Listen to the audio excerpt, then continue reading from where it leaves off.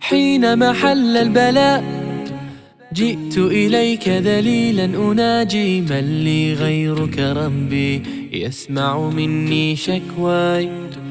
من يستجيب الدعاء إلا الذي قد دعانا إليه؟ من لي غيرك ربي معقود فيه رجايا؟